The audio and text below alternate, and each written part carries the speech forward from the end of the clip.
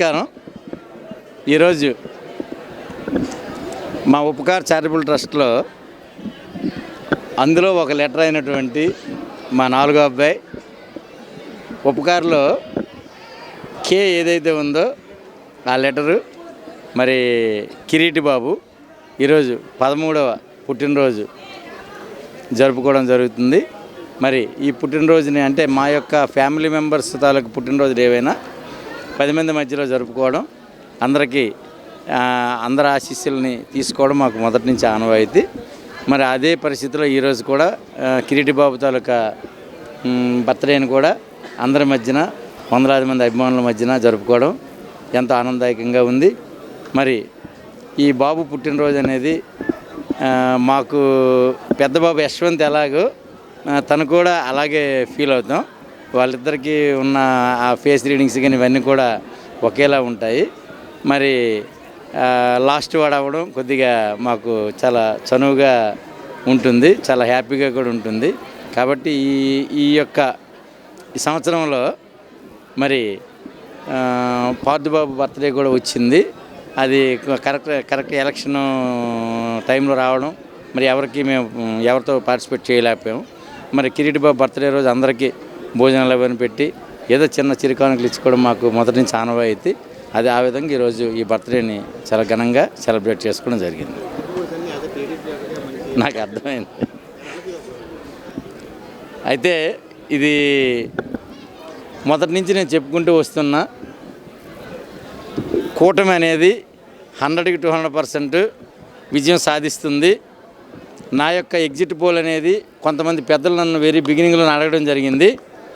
అడిగేటప్పుడు నా exit poll మీకు కూడా రేపు రిజల్ట్ వచ్చిన తర్వాత నేను నా సెల్లో ఎవరికైతే పంపించానో అది నా దగ్గర పదిలంగానే ఉంటుంది కదా, అది ఏ రోజు పంపించాను, ఎలక్షన్ మరుసటి రోజు, ఎలక్షన్ రోజు నాడు కొన్ని పంపించాను.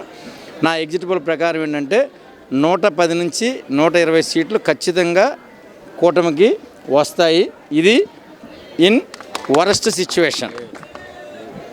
అదే వేవ్ కానీ వచ్చింది అంటే 140 సీట్స్కి అదనంగానే కూటమికి వస్తాయి. అలాగే తెలుగుదేశం కూటమి ఏదైతే ఉందో రాష్ట్రంలో అధికారం అనేది చేపట్టబోతుంది. ఎందుకంటే మరి ఇప్పుడున్న పరిస్థితుల్లో మరి చంద్రబాబు నాయుడు గారు తాలూకా మేధాశక్తి, ఆయన తాలూకా చాణక్యత ఎంతో అవసరం మన రాష్ట్రానికి. మరి ఆయన వస్తేనే ఈరోజు రాష్ట్రం అనేది మళ్ళీ ఏదైతే కొన్ని సంవత్సరాలు వెనకబడిపోయామో ఈరోజు మళ్ళీ కొన్ని సంవత్సరాల ముందుకు మళ్ళీ మన రాష్ట్రం నడవాలి. మరి నిరుద్యోగులకు ఉద్యోగాలు రావాలి. మరి ఈ రాష్ట్రం మళ్ళీ పరిపుష్టిగా తయారవ్వాలంటే చంద్రబాబు నాయుడు గారు రావాలని చెప్పని ప్రతి ఒక్కరూ కోరుకున్నారు.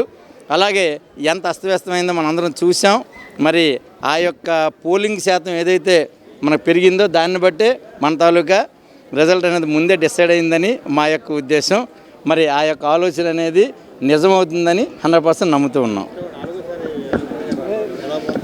మరి విశాఖపట్నం తూర్పుకు వచ్చేటప్పటికి వెలగపూడి రామకృష్ణబాబు గారు మరి 3 సార్లు ఆయన ఎమ్మెల్యేగా గెలవడం జరిగింది. కంటెస్ట్ చేసి ఆయన ఎదురుగా ఎటువంటి ప్రత్యర్థి ఉన్నా విజయం అతన్నే వరిస్తుంది.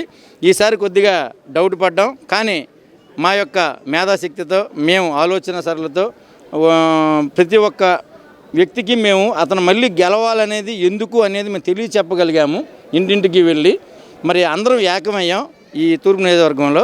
మరి ఈసారి కూడా మంచి మెజార్టీతో రాష్ట్రంలో చెప్పుకోదగ్గ మెజార్టీ అనేది తూర్పు నియోజకవర్గంలో వస్తుంది. ఆల్రెడీ ఆరంగేటం చేయడం జరిగింది, మీ అందరికీ తెలిసిన విషయమే.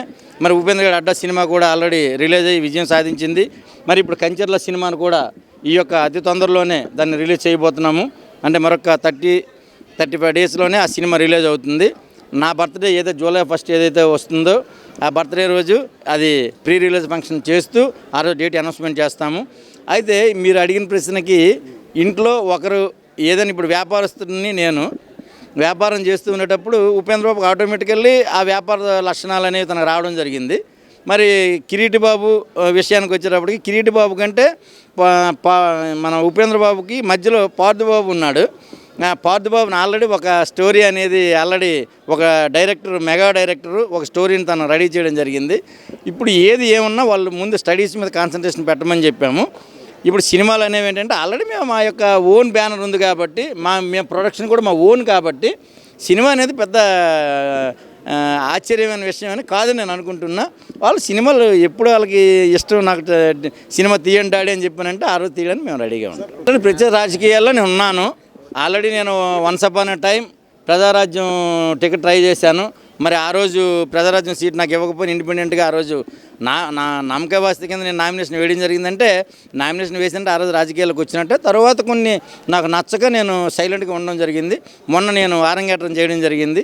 నాకేంటంటే ఏ పార్టీ అనేది నాకు ముఖ్యం కాదు, కానీ ఇప్పుడు జగన్మోహన్ రెడ్డి గారు వ్యక్తిగతంగా నాకు చాలా ఇష్టమైన వ్యక్తి, రాజశేఖర రెడ్డి గారు చాలా ఇష్టమైన వ్యక్తి. కాకపోతే ఏంటంటే ఇక్కడ లోకల్ రాజకీయం అనగానే ఎలా ఉంటుందంటే పార్టీల పరంగా చాలామంది చూస్తారు. నేనేం చేస్తానంటే నాకు వ్యక్తిగతంగా నాకు ఎవరు నచ్చితే వాళ్ళతో నేను నడవడం జరుగుతుంది. నాకు పార్టీతో సంబంధం లేదు. జగన్మోహన్ రెడ్డి గారు ఆయన నేను కలవడం జరిగింది, పార్టీలో కూడా జాయిన్ అవ్వడం కూడా జరిగింది.